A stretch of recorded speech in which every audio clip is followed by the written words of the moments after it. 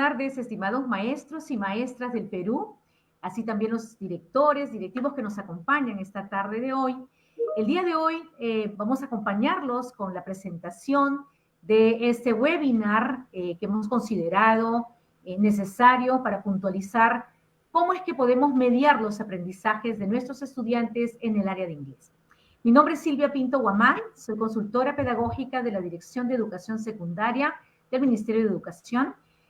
Voy a ser de moderadora y a la vez también vamos a participar en la última parte de esta presentación. Pero también están mis compañeras del equipo de inglés, Karen Mesa, especialista de la Dirección de Educación de Secundaria del área de inglés, así como Elisa de la Vega Polanco, también consultora pedagógica para la Dirección de Educación Secundaria. Les invito entonces a que brinden sus saludos. Karen, en primera instancia. ¿Qué tal? ¿Cómo están? ¿Cómo están, docentes? Un gusto otra vez estar aquí. Veo sus saludos ahí en los comentarios. Gracias, Rosiana Caballero. Gracias, Alberto Pasapera Ambulay, Marilú Valdés, Luisa Q. Ambrosio. Good afternoon, everybody. Gracias, Karen. Lisa, por favor, tu saludo inicial también. Bien, buenas tardes, colegas. ¿Cómo están? ¿Cómo se encuentran? Bienvenidos a este webinar. Y estoy muy contenta de participar con mis colegas Silvia y Karen. Bienvenidos sean y espero que esto les sirva bastante para su labor pedagógica. Muchísimas gracias, Elisa. Sí, el día de hoy en realidad este interesante webinar tiene por objetivo brindar justamente orientaciones de cómo podemos realizar esta mediación dentro de lo que corresponde al área de inglés. Entonces, para ello, sin más preámbulo, vamos a dar inicio con Karen en la primera parte. Adelante, por favor, Karen. Gracias, gracias, Silvia. Bueno, como ya comentó Silvia, el día de hoy nos trae el tema la mediación en el desarrollo de las competencias del área de inglés en entornos virtuales y a distancia, ¿no? En la educación a distancia. Seguimos, por favor, Elisa. La situación específica a la que queremos atender es que, como saben, la interacción del proceso de enseñanza y aprendizaje en el área ahora es virtual, es decir, se ha transformado, ¿no? Y va a seguir transformándose porque también vamos a iniciar un paso más en el retorno a la presencialidad, donde habrá seguro modalidades mixtas.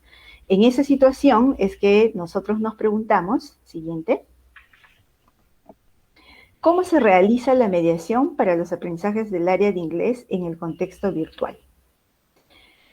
Para eso nosotros tenemos como propósito, Elisa, por favor, reconocer que la mediación en el contexto virtual y a distancia impulsa la autonomía del estudiante y coadyuva la mejora de los aprendizajes del área de inglés.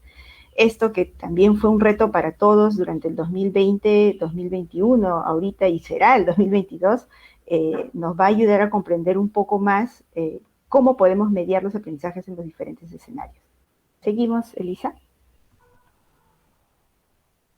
Entonces, para lograr nuestro propósito, que es reconocer que la mediación en el contexto virtual y la educación a distancia impulsa también la autonomía del estudiante y coadyuva a la mejora de los aprendizajes del área de inglés, trataremos de responder las siguientes preguntas a lo largo de la presentación.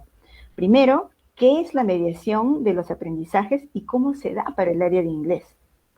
¿Cómo se ve la mediación de los aprendizajes en la virtualidad en el área de inglés? ¿Cuál es el rol del docente en el proceso de mediación?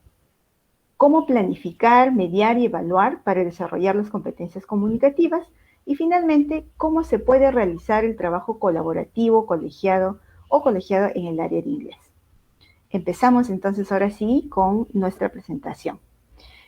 Mientras tanto también voy saludando, tenemos aquí a Tito Trujillo Coronel, que es de la IE José Carlos Mariátegui de Aguaití, Ucayali. Bienvenido, maestro. Edith Añacato, Karen More, Sara Veraún, Carol Judith, muchas gracias por estar ahí.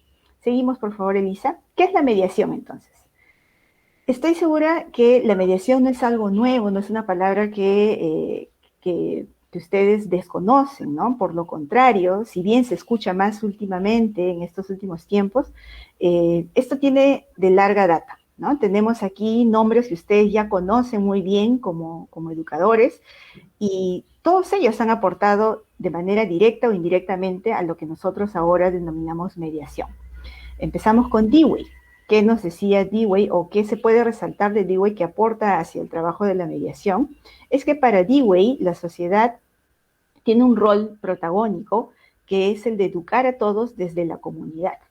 Y los estudiantes son personas únicas e irrepetibles, ¿no? Acuérdense que Dewey nos hablaba de la teoría de la enseñanza de aprendizaje experiencial. Entonces aquí tomamos esto de Dewey, luego tomamos a Piaget.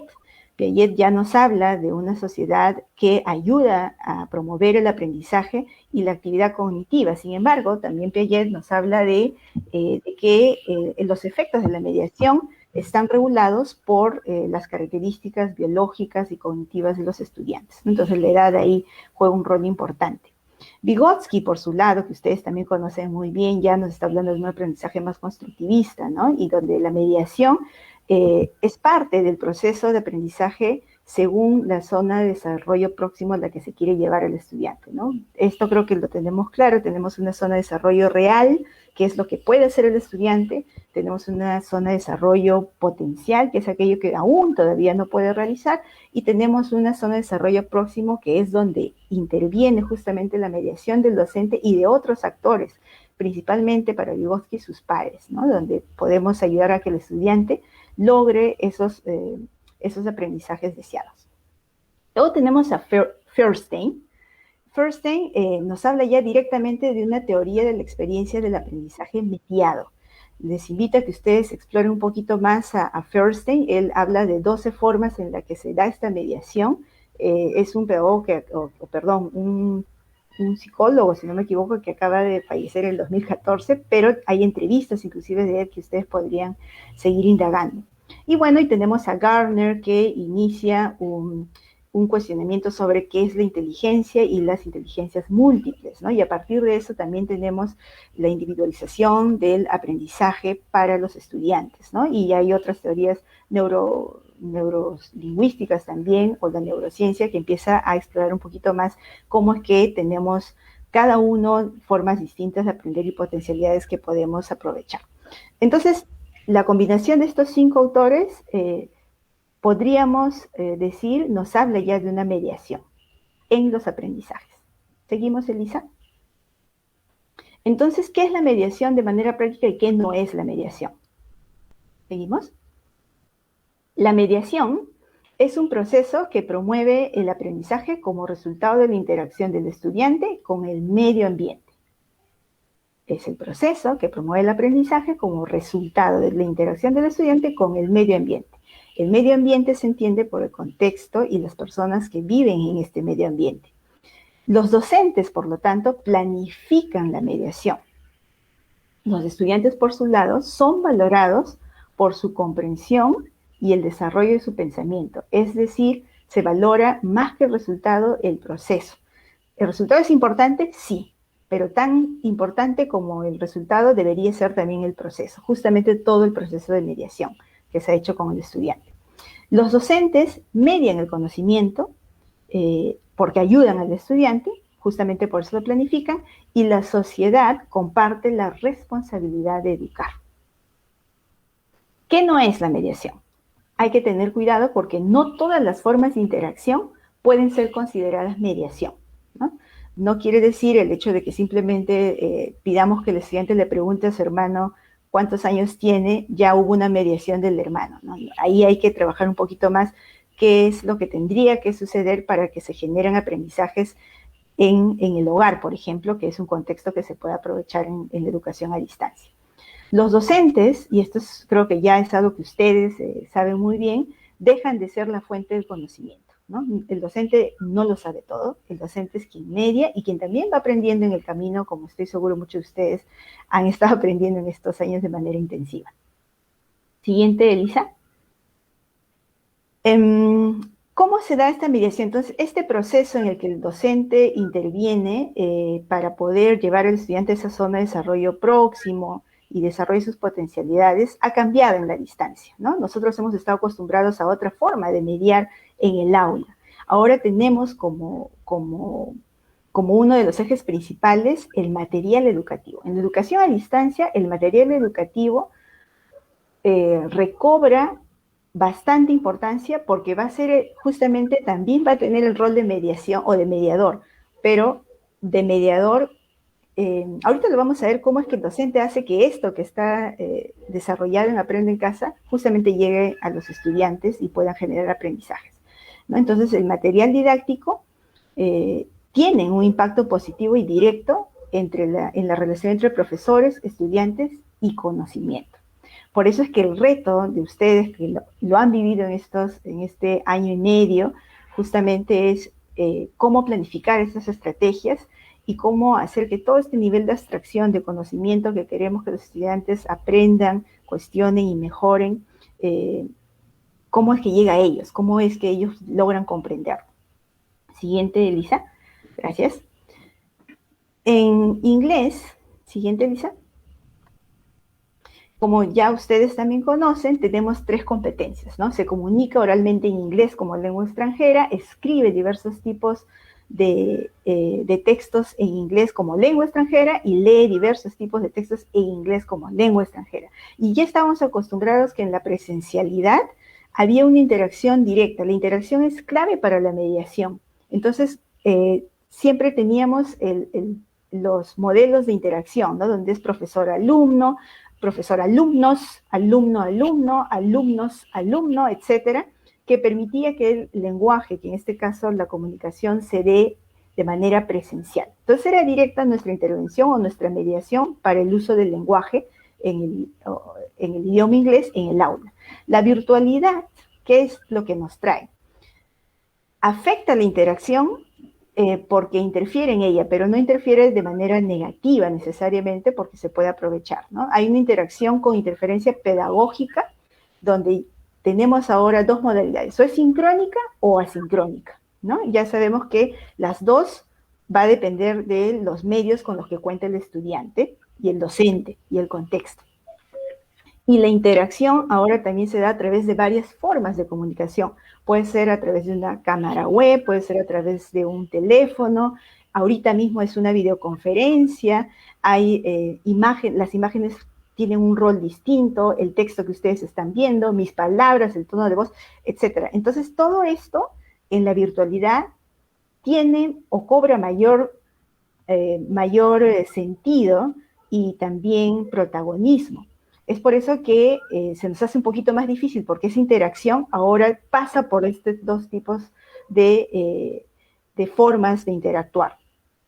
Y por lo tanto, en el área de inglés, nosotros, de todas maneras, a pesar de tener este contexto, situamos el aprendizaje de acuerdo a la realidad, necesidades de aprendizaje del estudiante y su contexto, y también tenemos que identificar el nivel de desarrollo de las competencias del área y planificar esa mediación, ¿no? Siempre tomando en cuenta ese camino que estamos viendo que ya no es como en la presencialidad.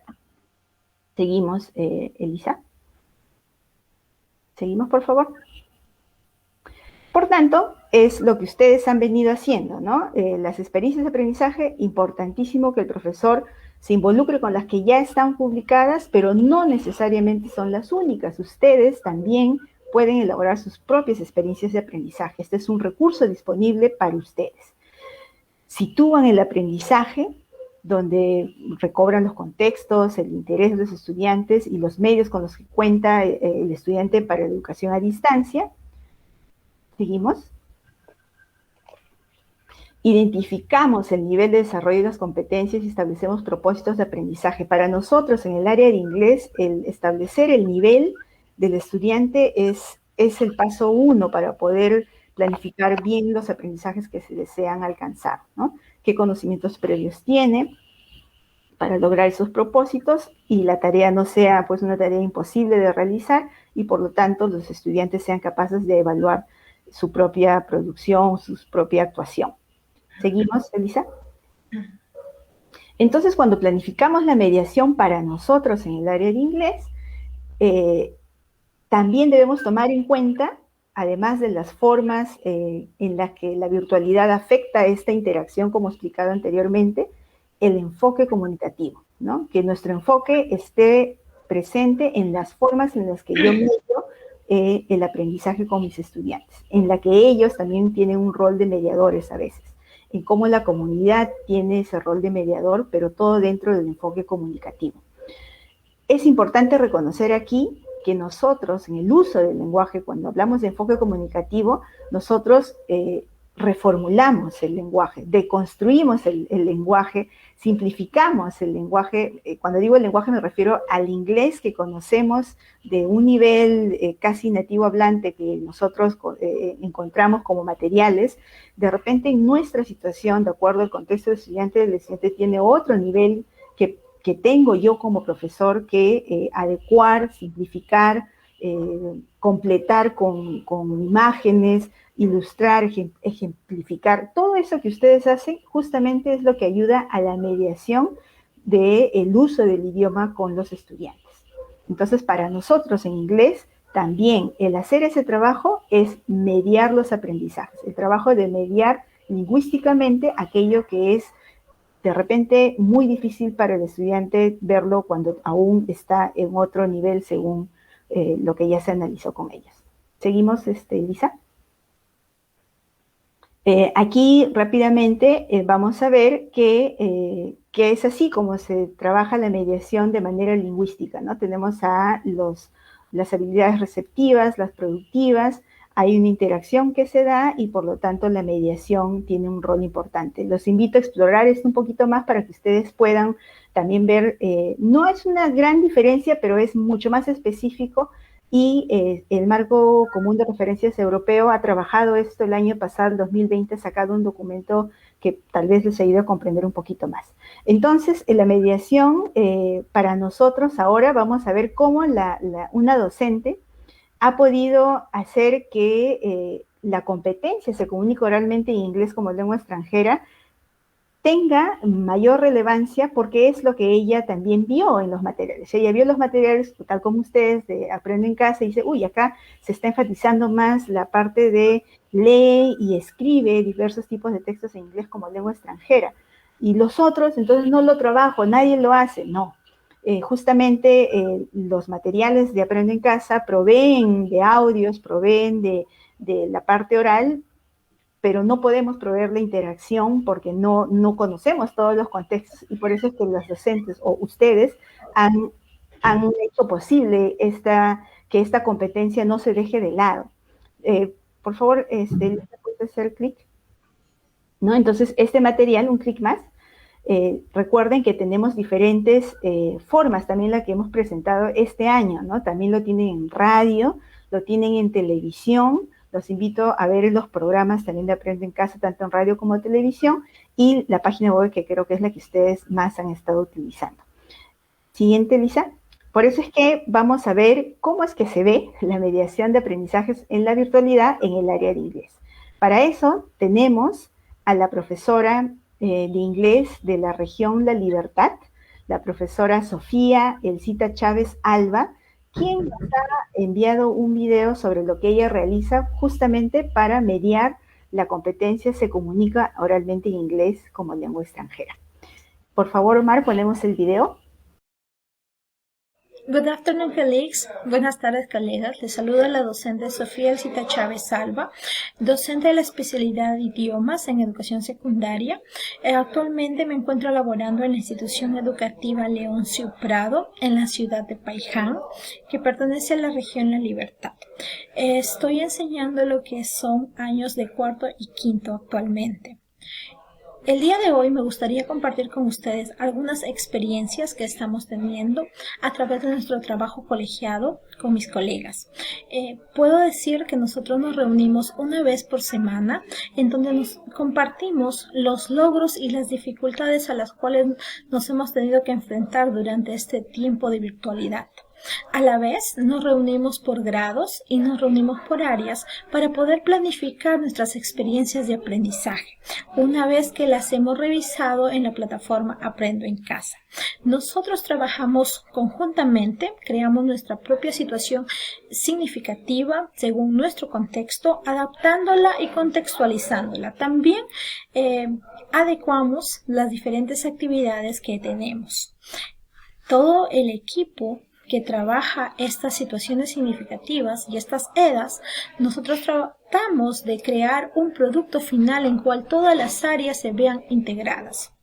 El día de hoy me gustaría contarles cómo es que yo he adaptado algunas de las actividades que nos presenta la plataforma Aprendo en Casa para poder desarrollar la competencia Se Comunica en un idioma extranjero. Nosotros sabemos que las EDAs en Aprendo en Casa vienen especialmente para dos competencias, la que es escribe y lee.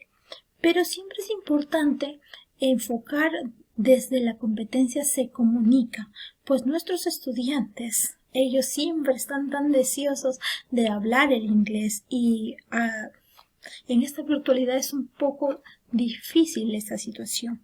Pero a través del WhatsApp yo he logrado desarrollar esta competencia. Voy a comentarles cómo lo he hecho. Al inicio, siempre yo les envío un tipo de motivación. A veces les envío canciones, a veces les envío pupiletras o como la que pueden observar ustedes en donde les he preguntado cuál es su bebida y su comida favorita y les he pedido a ellos que dibujen. Claro, utilizando el celular, muchos de ellos me envían figuritas o otros sí lo dibujan. Luego de eso hemos revisado el vocabulario que ya lo habíamos trabajado anteriormente, especialmente para practicar lo que es pronunciación e entonación, que es muy importante. En especial las expresiones como my favorite landmark is, my favorite food is, my favorite traditional drink is. Entonces ellos a través de audios practicaban estas frases. Posteriormente a ello, y luego de brindarles la retroalimentación respectiva durante clase, les he alcanzado una hojita de trabajo. En esta hoja de trabajo yo les pregunto a ellos, ¿no? What is your favorite food? A ellos, donde ellos tienen que contestar sobre sus propias preferencias, llenando my favorite traditional food is, y pueden completar cabrito, tallarines rojos, etc. Entonces ya lo vamos personalizando. Con esta información recabada de ellos, yo paso a mostrarles una conversación de dos alumnos, en los cuales uno al otro le van preguntando, utilizando el mismo vocabulario ya repasado, las mismas expresiones donde ellos completaron en este cuadro, y ahora sí tienen que preguntarse uno a otro. Aquí es muy importante, pues nosotros somos los que vamos guiando este proceso, le vamos enseñando a ellos cómo interactúen con sus compañeros. Aquí, como les puedo mostrar, podemos formar pares o podemos trabajar también en grupos, dependiendo de la actividad. En esta situación yo he formado pares y les he pedido a ellos que mediante audios trabajen con sus compañeros, creando su conversación con su propia información. Entonces, ¿ellos qué han realizado? Como tengo estudiantes de diferentes situaciones económicas y que también poseen diferentes tipos de celulares, hemos trabajado de la siguiente manera. Aquí pueden observar algunas capturas de pantalla de cómo ellos me envían sus audios. Por ejemplo, cuando ellos ya se sienten listos, practican con sus audios y envían todos sus audios. Me piden retroalimentación, yo también entro a los diferentes grupitos y les ayudo. ¿Qué hacen una vez que sus conversaciones están listas? Me las reenvían en orden todas sus conversaciones a nuestro grupo de trabajo. También tengo otros estudiantes donde para ellos, luego de haber interactuado por audios, les es más fácil realizar una llamada telefónica. Se hacen una llamada telefónica y la graban mientras están hablando. Una vez que ya la tienen lista, simplemente descargan ese audio y me lo envían. Esta es otra manera en cómo yo recolecto la información. Y la tercera forma es para aquellos que ya tienen un celular un poco más avanzado, en donde una vez que ya han practicado su conversación, envían sus audios finales en orden y utilizan el grabador de pantalla. Y de esa manera pueden enviarme un video con su conversación completa, interactuando ambos. El propósito es que de las tres formas como yo las estoy presentando, ellos interactúan el uno con el otro a través de audios y algunos sí llegan a hacerlo un poco más vivencial a través de una llamada telefónica o de una videollamada. Pero siempre es necesario ver esto de los megas, ¿no? No todos tienen los megas necesarios, pero una llamada sí es más efectiva. Aquí me ha gustado algo muy importante, en especial cuando ellos envían audios separados, es porque uno puede retroalimentar el audio específico y también puede felicitar el audio específico. Y cuando ellos mandan sus videos es muy emocionante porque pueden ver cómo el audio corre solo, entonces se siente como una conversación real. Espero que les haya encantado esta actividad y que la puedan utilizar con sus estudiantes, pues es muy importante desarrollar la competencia se comunica en un idioma extranjero con nuestros estudiantes. Gracias, colegas. Hasta luego. Un gusto.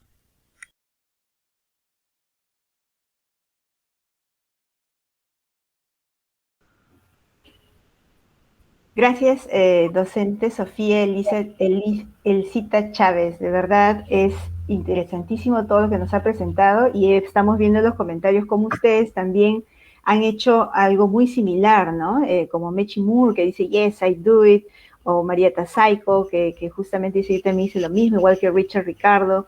Gracias por estar ahí. Entonces, lo que nos ha presentado la Miss Sofía Elcita, en realidad es como deberíamos de trabajar la competencia se comunica oralmente, inclusive en esos contextos donde la internet está casi ausente, ¿no? Pero de manera asincrónica, y ese es el tipo de interferencia pedagógica que nos da la virtualidad, se puede todavía realizar varias cosas. Seguimos, Elisa, por favor. Algo que me gustaría resaltar de lo presentado por la Miss Sofía es cómo ella explicó que se hace la interacción, que eso es algo que muchos han estado preguntándose, ¿no? ¿Cómo hacemos para que los chicos interactúen? Y lo hacen de manera sincrónica y por eso me gustaría resaltar, son 30 segundos de video, por favor, Omar, si lo ponemos para que vean cómo trabaja la Miss Sofía esto. Hi Melissa, how do you feel today? Hi Karen, I feel stressed. And you? I feel sad. And what do you do to reduce stress? When I feel stressed, I listen to music. And you? I play with my dog. And what do you do when you feel sad? I read books. Oh, great. Yes, I love it. Bye bye.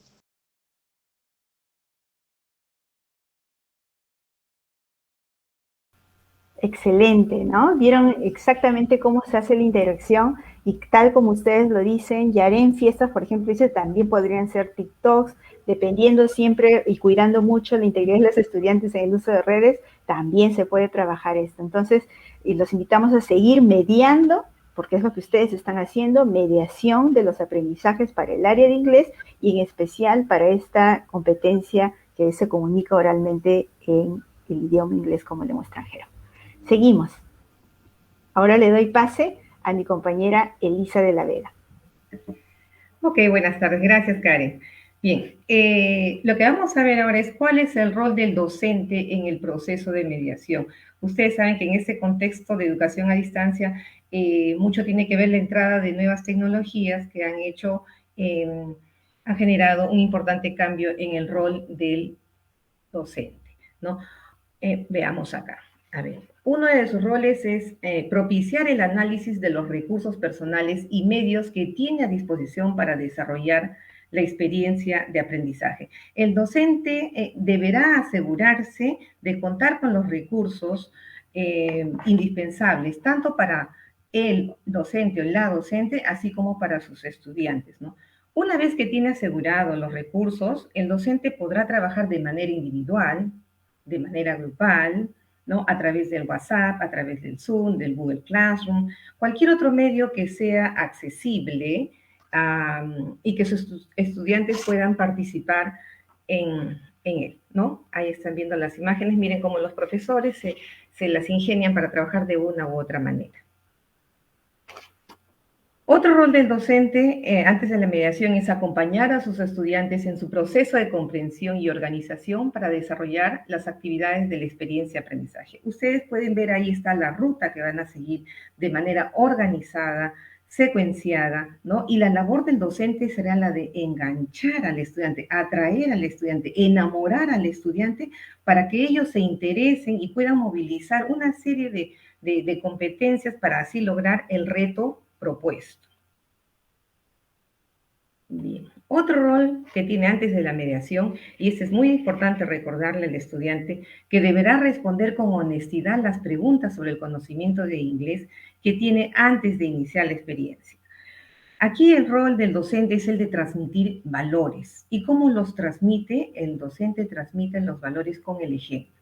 Aquí se le va a pedir al estudiante que con honestidad responda a estas preguntas, ¿no? Que solo van a ser para alcanzar el conocimiento de saber dónde están antes de iniciar y cuánto han aprendido al final, ¿no? Para ello el docente con el ejemplo les dirá, bien, yo confío en ustedes son unos estudiantes muy honestos y yo voy a confiar en ustedes. Entonces, se va a sentar, los va a dejar a los estudiantes que respondan con esa sinceridad, con esa honestidad que debemos de practicar esos valores en clase, ¿no? Asimismo, también el docente va a regular los aprendizajes para favorecer a sus estudiantes en el desarrollo de las competencias de manera significativa.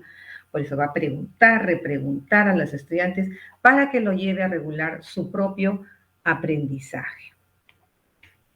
El siguiente rol del docente de la mediación es el de organizar el contexto para la generación de aprendizajes, ¿no? Pero no nos referimos exactamente al espacio físico que la mayoría de estudiantes ha tenido que implementar en sus hogares y que sabemos que las familias nos han apoyado, y no solo los estudiantes, también nosotros los docentes hemos tenido que haber hecho el esfuerzo de implementar ese espacio físico para realizar nuestra labor pedagógica, ¿no? Sino que nos referimos a organizar el contexto de aprendizaje que ofrece la experiencia de aprendizaje, ¿no?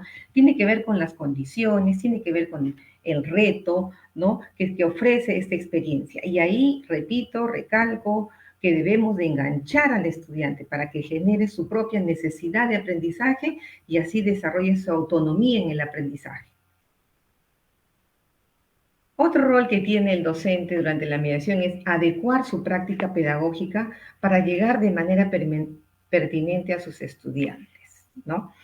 No significa adecuar la cantidad de conocimientos que le voy a presentar a mis estudiantes, si le voy a dar mucho o poco, esto le doy, esto no le doy, no. En este caso se refiere a adecuar en el camino en que ya estamos, adecuar mi práctica pedagógica como docente, ¿no? Y es aquí donde reflexiono yo como docente y me pregunto, ¿las consignas que le doy a mis estudiantes son comprensibles?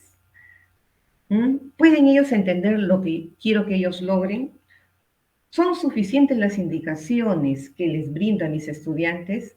¿Qué debo hacer para que mis estudiantes logren las competencias propuestas?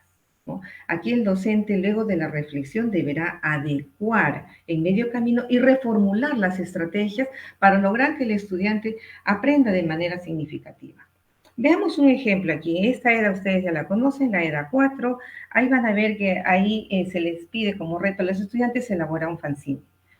Los estudiantes de repente no entienden, no comprenden bien las consignas que se están dando. Claro, que para nosotros está claro, pero ellos de repente se quedan estancados, no avanzan. Entonces, la docente se pregunta, ¿qué hago para que mis estudiantes logren la competencia? ¿Cierto? Es ahí donde el docente adecúa su práctica pedagógica. ¿Y qué hace la docente? La docente elaboró un instructivo más explicativo para sus estudiantes y así logren comprender exactamente las consignas propuestas en las experiencias de aprendizaje. muchas veces tenemos que idearnos, ¿no? Pensar cómo vamos a llegar a ellos, bajar el nivel, nuestro nivel del lenguaje, incluso llegar a su nivel para tener ese acercamiento y que ellos puedan entenderlos y hacer que ellos continúen su ruta de aprendizaje. Otro rol del docente durante la mediación es favorecer la construcción en los estudiantes para lograr su plena autonomía, ¿no?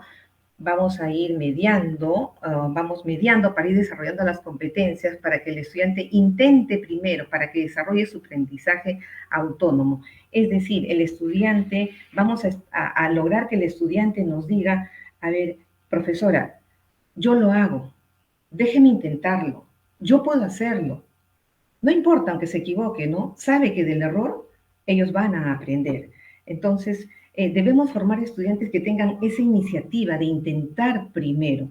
Aun cuando se equivoquen, van a seguir aprendiendo. Por ello es muy importante que el docente genere un ambiente de trabajo donde se promueva la espontaneidad de los estudiantes, su deseo por aprender y su curiosidad por investigar, ¿no? Nosotros vemos en las sedas, por ejemplo, que ahí vemos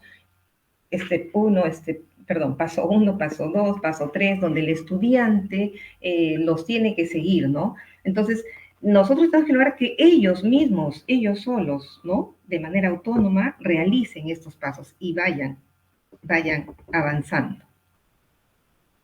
Bueno, y el rol del docente después de la mediación es orientar a los estudiantes en el proceso de revisión de los propósitos de aprendizaje y criterios de evaluación con relación a los logros obtenidos como producto.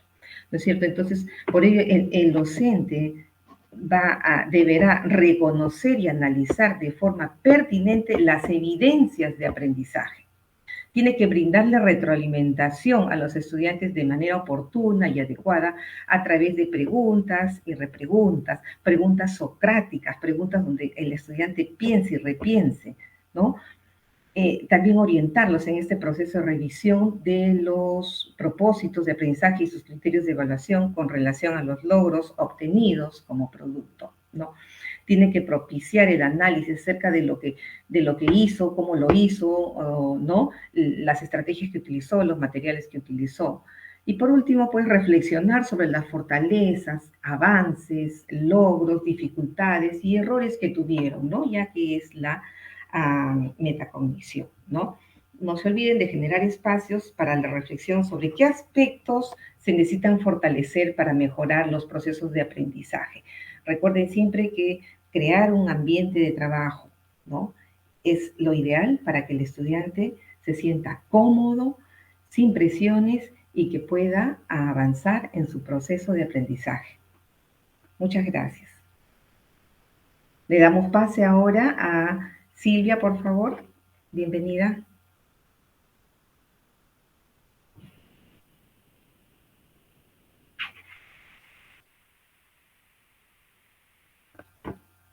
Bien, muchísimas gracias, Elisa. Bueno, ya mis compañeras Karen y Elisa justamente han puntualizado, ¿no?, aspectos importantes de la mediación. Vamos a pasar un poquito a mirar de manera holística cómo es que se dan determinados procesos para poder realmente mediar y realizar este acompañamiento a nuestros estudiantes. A ver, seguimos, por favor, Elisita. Siguiente. Bien. Podemos observar aquí que hay diferentes procesos que vamos a tomar en cuenta para poder dinamizar este acompañamiento, esta mediación que vamos a realizar con nuestros estudiantes, ¿no? Lo primero es identificar las potencialidades y necesidades del aprendizaje de nuestros estudiantes. Luego que lo hemos identificado, vamos a pasar a determinar ese propósito de aprendizaje que le vamos a proponer a nuestro estudiante, ¿no? De alguna manera, en algunos momentos, podemos, y se dan estos espacios, donde podemos incluso a los estudiantes preguntarles, ¿no?, qué les gustaría a ellos, qué reto les gustaría enfrentar. Y entonces recogemos también, los hacemos partícipes de la planificación, algo que es muy bueno, porque cuando ellos sienten su voz, ¿no?, puesta dentro de lo que se ha planificado, ciertamente se sienten mucho más fortalecidos y parte de este proceso. Entonces decíamos que hay que identificar primero esas necesidades, Luego, en torno a esas necesidades y lo que vemos que ellos tienen que lograr, ¿no? Apuntamos al propósito que queremos, al cual queremos llevar a nuestros estudiantes.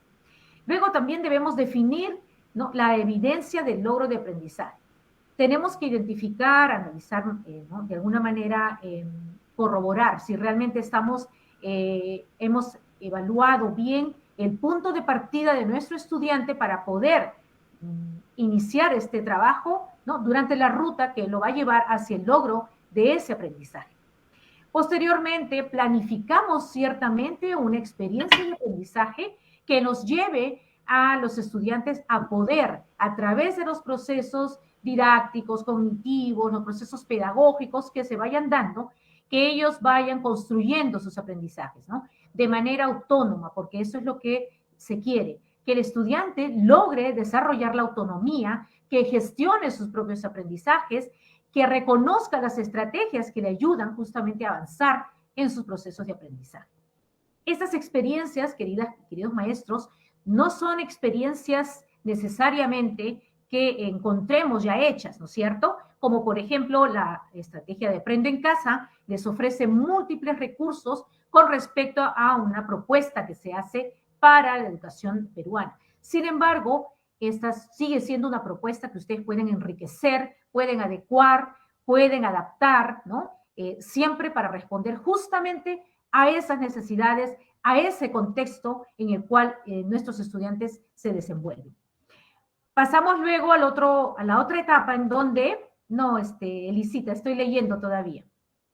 Pasamos a la otra etapa en donde se desarrollan las experiencias de aprendizaje. Eso quiere decir entonces que nosotros vamos a orientar el camino del estudiante, vamos a acompañarlo para que pueda ir justamente desarrollando estas actividades propuestas, pueda hacer uso de múltiples recursos de acuerdo a sus escenarios, de acuerdo a sus contextos reales y pueda realmente convertirse en actividades auténticas, ¿no? Y bueno, recoger finalmente, después de toda esta actividad del estudiante en la realización de las diversas actividades, podamos finalmente recoger estas evidencias del logro del aprendizaje, ¿no? Y al final, pues, hay que analizar estas evidencias para interpretarlas a fin de identificar a qué nivel llegó mi estudiante. Ciertamente hay diferencia de cómo empezó el camino, o se ha quedado en el mismo estatus, en el mismo nivel, o ha habido un gran cambio, ha habido un gran salto, ha incrementado su nivel de aprendizaje, ¿no?, se ha ubicado en una mejor posición, ¿no? Entonces, eso es importante. Miren, todos los procesos que nosotros tenemos que contemplar para finalmente poder lograr toda esta mediación que va más allá de solamente acompañar al estudiante en algún punto, sino desde el inicio, donde encontramos e identificamos sus necesidades hasta que logre realmente desarrollar todos esos procesos y mirar cómo realmente él logró, ¿no?, mejorar en sus aprendizajes. Vamos a pasar a ampliar un poquito cada uno de estos procesos. Ahora sí, Elisita. Decíamos entonces, ¿no?, que en la primera parte, miren ustedes, maestros y maestras, nosotros reconocemos justamente el tema de que la mediación parte de este acercamiento del docente y este acompañamiento que tiene que hacer con sus estudiantes. Y esto, por supuesto, está ya dentro de las normas que corresponden al trabajo del docente y está enmarcado cuando se señalan tres aspectos importantes en la norma, la RM 121-2021 Minedu, que fue dada pues, en marzo del 2021. Primero señala que hay que diseñar experiencias de aprendizaje, ¿no?, que no son más que espacios, posibilidades que le damos a nuestros estudiantes para que puedan, a través de distintas actividades, justamente experiencias en esas actividades, puedan lograr desarrollar sus competencias, ¿no?, dentro del área. En la segunda parte habla de determinar el nivel de desarrollo de las competencias desarrolladas en el 2020, esto a modo de tomar un punto de partida y comparar cómo es que en el 2020 encontré o estaba mi estudiante a comparación de este año, cómo encuentro yo su avance, qué logros ha tenido, tal vez no ha tenido por diferentes factores, especialmente en esta coyuntura de la pandemia, ¿no? Entonces, yo tengo que tener esa mirada para identificar dónde se encuentra mi estudiante. Y también hace mención, por supuesto, a la retroalimentación en relación con los aspectos que hayan logrado y aquellos que aún requieran seguir mejorando, porque hay que mirar ello, ¿no? qué logró y qué le falta para que se ubique en el nivel que le correspondería, ¿no? Para este año. Entonces, recordemos que en estas dos etapas primeras hay que reconocer, hay que tener la el necesario expertise para poder identificar estos aspectos, ¿no? Para ello, el docente entonces debe tener conocimiento justamente de las demandas y oportunidades que hay en sus escenarios, en sus contextos, a fin de poder justamente responder a ello. También es necesario que conozca evidentemente las características de su estudiante, ¿no? Los contextos, las interacciones que tienen, evidentemente conocer todo su mundo a fin de poder yo, en base a sus experiencias, en base a sus posibilidades reales, poder planificar, porque a veces planificamos algo muy ideal, muy propio dentro de la educación y lo que nosotros nos gustaría hacer con nuestro estudiante o llevarlo a que pueda desarrollar. Pero ciertamente a veces, por ejemplo, el tema de la conectividad o de repente más bien es un tema de crisis familiar, ¿no? Con este tema de la coyuntura hay que tener mucha atención al aspecto emocional de nuestros estudiantes, de manera que tenemos que tener esa capacidad de poder analizar el contexto real completo de nuestro estudiante, ¿no? Identificar cuáles son sus potencialidades, es decir, si nosotros le apoyamos hasta dónde realmente va a llegar, ¿no? Como mencionaba Karen, en la zona de desarrollo próximo, ¿no? En comparación con la real, es decir, solo hasta dónde puede llegar, pero si nosotros le podemos facilitar el camino, facilitar los recursos, hasta dónde puede realmente llegar nuestro estudiante, ¿no? Luego también determinar, por supuesto, en base como dije, al análisis que hacemos inicial, podemos entonces proponerle, ¿no? Al estudiante un propósito para poder lograr. Este propósito, claro que tiene que estar ligado justamente al tema de las competencias, capacidades y lo que queremos lograr con nuestro estudiante. Necesariamente para ello, entonces, tenemos que considerar criterios, ¿no? Obviamente, los criterios de tiempo tendrán que ver con si la escuela trabaja pues de manera trimestral, bimestral, qué oportunidades tiene según las condiciones en su contexto. Y, por supuesto, la priorización de estos propósitos van en torno a lo que corresponde pues, a los estándares de aprendizaje, de acuerdo a lo que le correspondería en el nivel y grado que se encuentre el estudiante, ¿no? Siguiente, por favor, Irisita. No quiero que nos gane el tiempo, tenemos solo 10 minutitos finales. También tenemos que recordar que dentro de estos criterios tenemos que mirar justamente lo que nos va a ayudar a tener esa mirada y esa evidencia de que nuestros estudiantes se encuentran en tal nivel, justamente mirando y comparando con los estándares, ¿no? Las capacidades, los desempeños. Es lo que nos va a ayudar a tener esta mirada y ubicar al estudiante. También tenemos, como decía, que definir, ¿no? Esta evidencia en el logro de aprendizaje. Y nosotros lo definimos justamente a través de, como acabo de mencionar, los criterios, ¿no? En base a este análisis objetivo que hacemos. Planificar experiencias para lograr el aprendizaje. Ciertamente, planificar las experiencias es una tarea no muy sencilla, pero es una tarea a la cual nosotros estamos invitados, maestros y maestras, ya teniendo de repente como un referente las experiencias de Aprendo en Casa, de repente algunos maestros en base, y conocemos que en las regiones están haciendo un trabajo maravilloso, muchos maestros, en base a las experiencias de Aprendo en Casa, han hecho sus adaptaciones, han hecho sus adecuaciones, y ciertamente lo que miramos es que responda a esas necesidades reales de la ciudad, de la comunidad, del entorno del estudiante, ¿no? Entonces, es importante que el docente tome en cuenta que estas propuestas son ellos, son propuestas, maestros. Ustedes tienen toda la libertad y tienen justamente, está el maestro invitado y preparado para ello, ¿no? Para poder crear esta propuesta para sus propios estudiantes, ¿no? Para ello, pues, identificamos las oportunidades del contexto, como dijimos, formulamos situaciones significativas, partiendo de cosas que mueven al estudiante, que le invitan a pensar, a reflexionar, y que seguramente son situaciones que son retos y desafíos para que el estudiante se enganche en ello y pueda ciertamente estar motivado a poder continuar en el camino, ¿no? ¿Seguimos, Elisita? Bien, en el desarrollo de las estrategias, de las experiencias de aprendizaje, hay algunas características que debemos tomar en cuenta, ¿no? Cuando nosotros hemos elaborado nuestras experiencias de aprendizaje, Debemos realmente contemplar si ya esta elaboración, digamos, cumple con algunos requisitos, como por ejemplo la autenticidad, que tiene que responder a una situación auténtica, ¿no? A la realidad del estudiante, que además el camino que el estudiante puede tomar no sea solamente el único que nosotros le podamos proponer, sino que el estudiante tenga esta posibilidad de explorar, de indagar, de mirar otras formas. Le damos pie justamente a su creatividad, a la innovación. Todo ello debe ser parte de esta propuesta, ¿no? Que tenga esa posibilidad, esta experiencia que le proponemos al estudiante. Además de que de alguna manera también puede seguir un patrón distinto, no necesariamente es idéntico a las que ya conocemos, podría tener una mirada distinta, ¿no?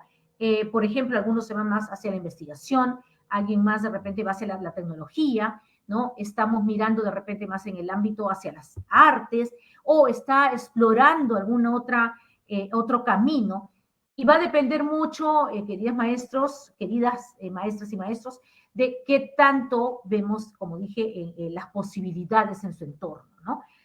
No los invitemos a explorar algo que al final en el camino no va a tener cómo continuar porque no tiene esas posibilidades, ya sean tecnológicas, en fin, ¿no? Hay muchas barreras en realidad que nuestro estudiante tiene que enfrentar. Entonces tratemos de brindarle algo que sea posible de lograr para que el estudiante finalmente lo alcance, ¿no?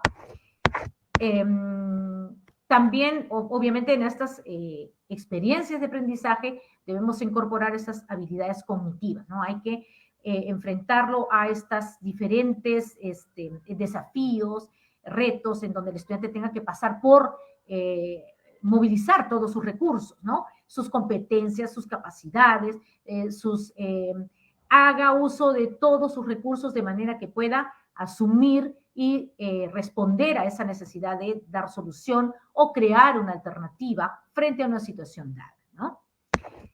Finalmente, bueno, los criterios pues que nosotros consideremos, como por ejemplo con respecto a las tareas auténticas, ¿no?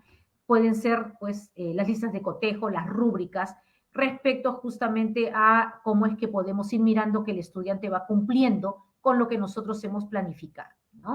Ya eso va a depender cómo es que nosotros, hasta qué punto tenemos la suficiente, hemos previsto lo necesario para poder mirar que nuestro estudiante realmente esté encaminándose y si por allí no lo está haciendo, en el momento adecuado y oportuno, poder actuar, no para darle solución, no para mostrarle el camino, sino para llevarlo a la reflexión, en donde el estudiante pueda descubrir por sí mismo cómo es que se equivocó o si de repente tiene una opción mejor por el otro lado.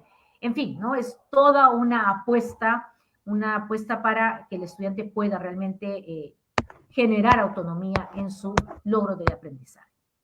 Finalmente, seguimos, por favor, Lícita. Finalmente recogemos, como dijimos, las evidencias. Recordemos, ¿no? Hay muchas formas de recoger las evidencias hoy en día y las recogemos justamente valiéndonos de instrumentos, ¿no? Como por ejemplo el registro anecdotario, el portafolio, que es tan importante hoy en día. Miren qué hermosos trabajos hacen los chicos, se motivan muchísimo porque ellos quieren, pues de alguna manera siempre tienen este tema de la competencia y tienen pues muchísima creatividad.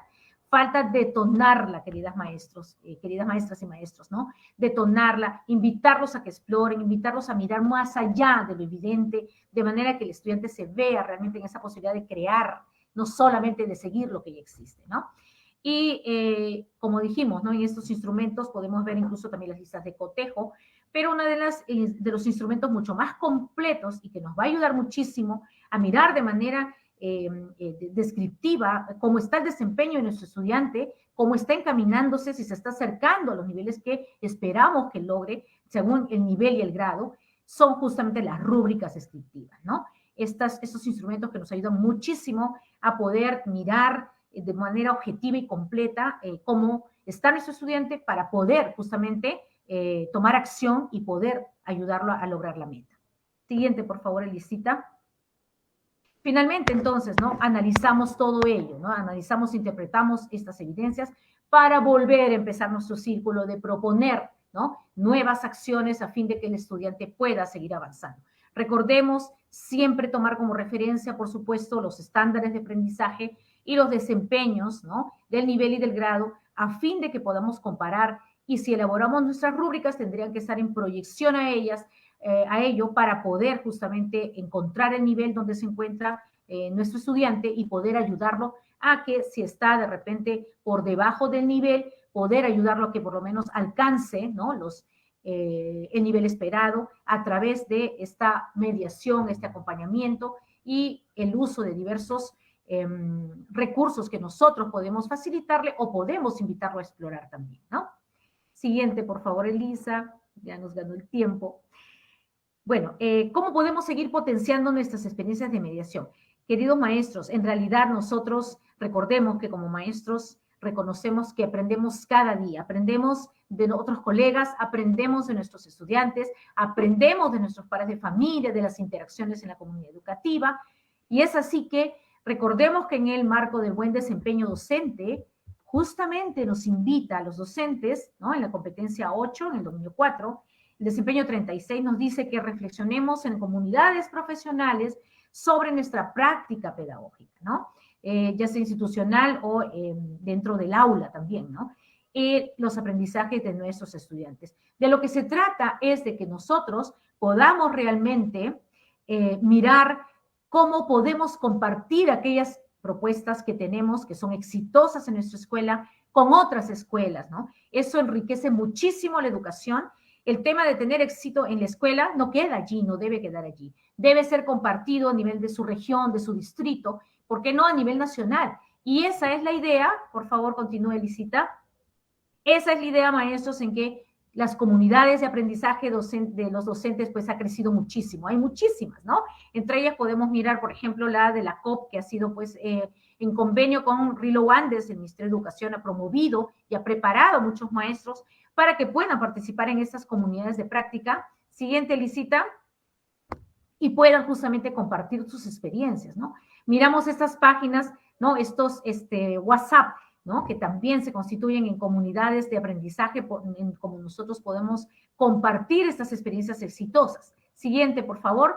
Y también, ¿no?, la última capacitación que hubo sobre el Global Competence Certification, que se habla mucho de las competencias globales, ¿no?, las habilidades blandas que hay que tener, hay que manejar para poder ser ciudadanos idóneos, ¿no?, personas que aportan, ¿no?, que ayudan a engrandecer justamente el país. Entonces, con esto finalizamos, queridos maestros, maestras. Solamente nos quedan 3 preguntitas para poder puntualizar. Elisa, por favor, si pasamos para el cierre. Brevemente, lo que queremos es justamente, ¿puedes leer, por favor, la pregunta, Elisita, porque ya no la tenemos que... A ver, yo lo voy a leer, solamente para finalizar, ¿no? Lo que teníamos era un poquito, 3 preguntitas como para que ustedes, maestras, maestros, puedan tener un cierre, pensando justamente en cómo es que el tema de la mediación puede beneficiar enormemente el aprendizaje de nuestros estudiantes, ¿no? Y hablábamos, pues, de que nosotros como docentes reflexionemos, ¿no? Realmente he identificado las condiciones de comunicación que tienen mis estudiantes para atender a sus clases, por ejemplo, uno de los aspectos importantes, ¿no? Otra era, he adecuado mis estrategias para que mis estudiantes logren sus aprendizajes en este contexto. O sea, ¿qué es lo que estoy yo como mediador? Porque ese es mi rol esencial hoy en día, más aún en este contexto de educación a distancia, cómo realmente he logrado responder a esas necesidades en mi estudiante.